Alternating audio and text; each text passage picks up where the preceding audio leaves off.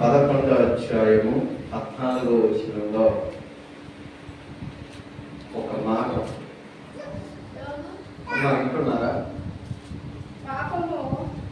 యోబు గ్రంథము 11వ అధ్యాయము 14వ వచనంలో పాపము నీ చేతిలో ఉండుట చూచి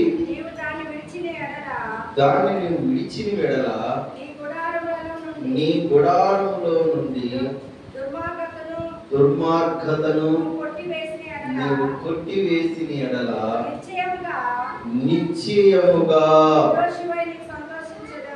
నిర్దోషివై నీవు సంతోషించెదవు. చూసారంటే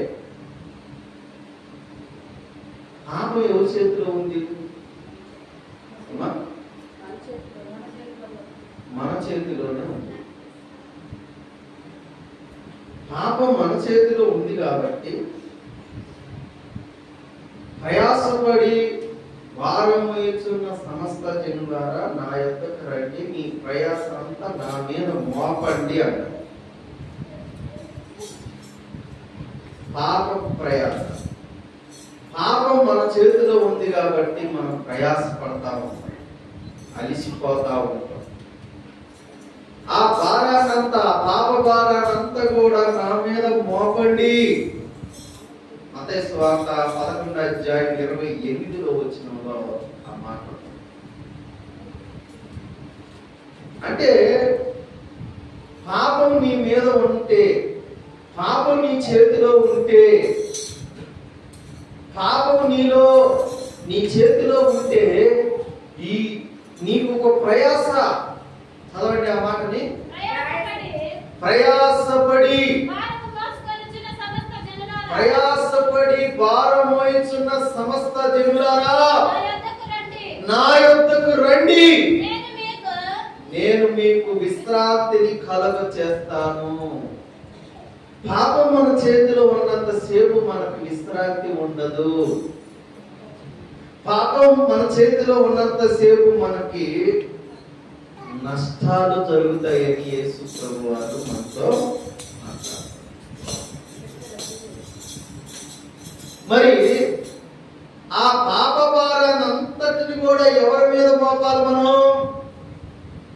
యేసయ్యకి చెప్పుకోవాలి.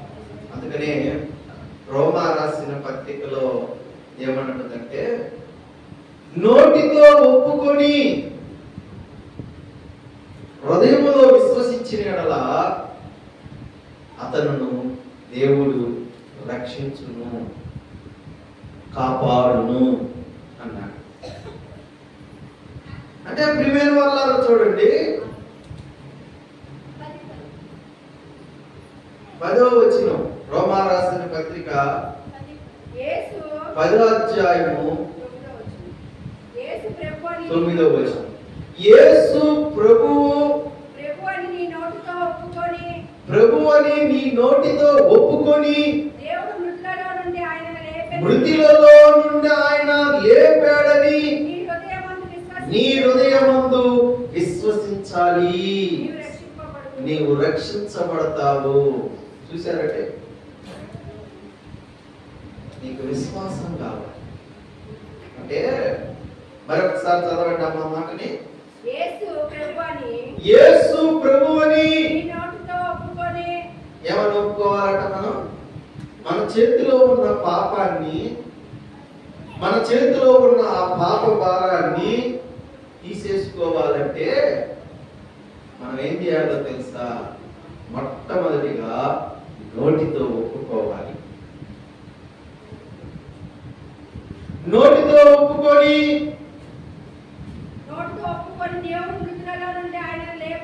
మృతిలో నుండి, అంటే నా పాపము నిమిత్తము యేసు ప్రభు కల్వరి శిలువలో బలియాగం అయిపోయినాడు, చనిపోయినాడు, మరణించాడు. నా చేతిలో ఉన్న పాపం కోసం, నా చేతిలో ఉన్న ఆ పాప భారం కోసం యేసు ప్రభు కల్వరి శిలువలో బలియాగం అయిపోయి నా కొరకు, నా పాపం కొరకు చనిపోయి ఆయన మళ్ళీ నన్ను బ్రతికించాడు.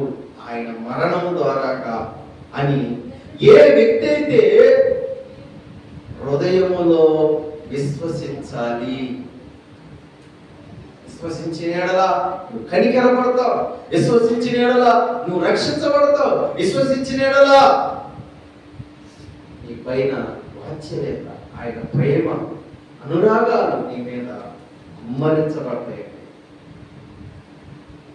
అందుకని నీ ప్రయాస అంతటిని కూడా యేసు ప్రభు మీద మోపి నీ చేతిలో ఉన్న పాపాన్ని, నీ చేతిలో ఉన్న ఆ పాప భారాన్ని ఎవరికి అప్పగించాలట?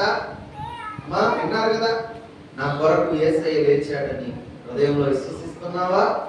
మరణించాడని విశ్వసిస్తున్నావా?